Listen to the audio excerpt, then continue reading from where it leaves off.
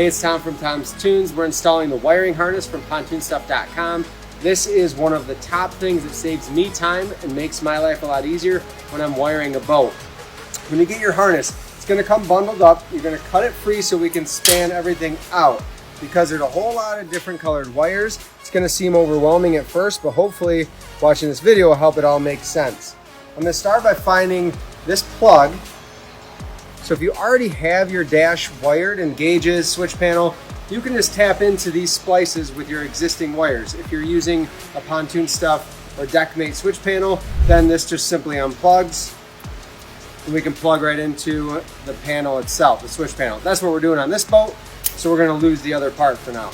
This is gonna rest in the boat. This is a bare boat. We've got it all stripped down. That's the way I like to do this, makes it simple. I'm gonna lay this in where the console is gonna go. And this boat's gonna be fairly far forward. So this will lay here, because that will come up through the floor into the console for the helm for the switch panel. Then I'm gonna keep unraveling until I get to my first split in the wires. So my first split, I have a green and gray, a black and gray, an orange and white, and then a ground, just a solid black.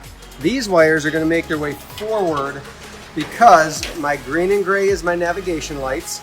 My black and gray is for headlights, docking lights, or any other accessory.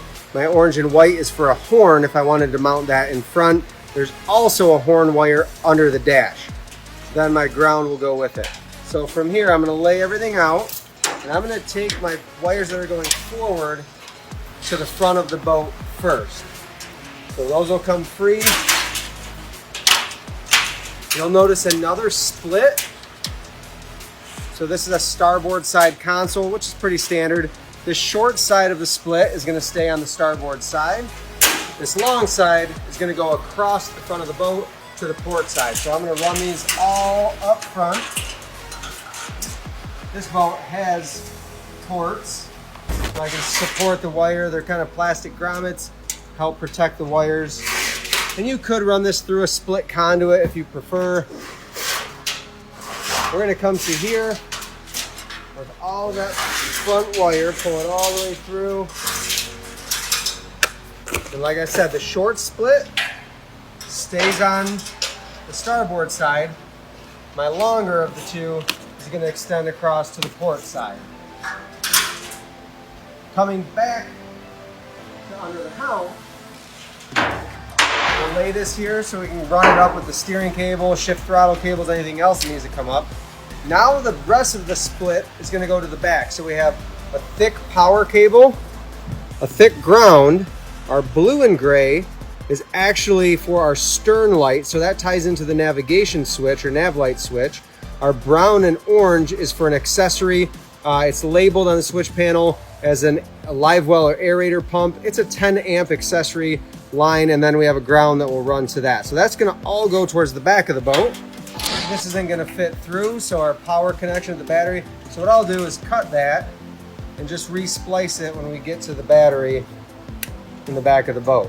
So leave myself enough to splice that back together. From here, we're gonna run all of these wires through these grommets to the back of the boat, because this will eventually make its way to the battery.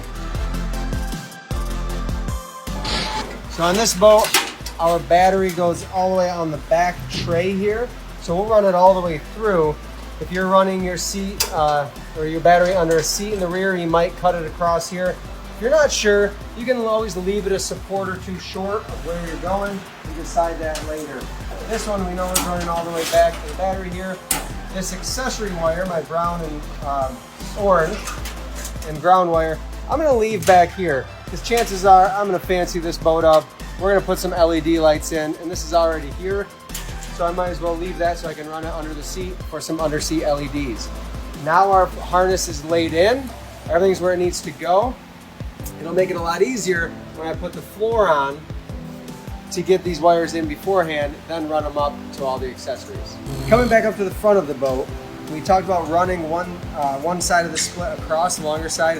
If we look at the wires, these are gonna go for our navigation lights. We have the green and gray.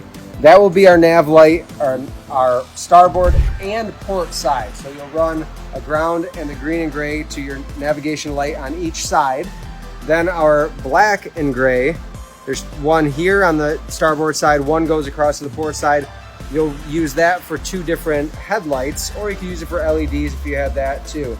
And then our orange and white is for a horn if you mounted a horn up in the front of the boat.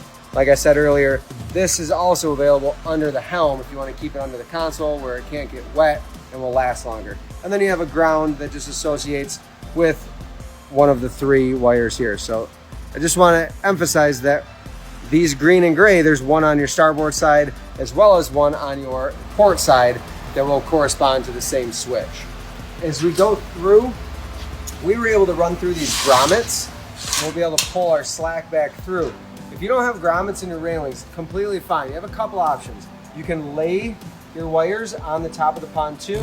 If you run on top of the pontoon, you might want to wrap it in a split conduit. You can usually get that at a local marina, or check pontoonstuff.com. If not, you can just tie your wires up with clips to the plywood once your deck is on. So a couple options there if you don't have the grommets to keep your wires safe and out of the way.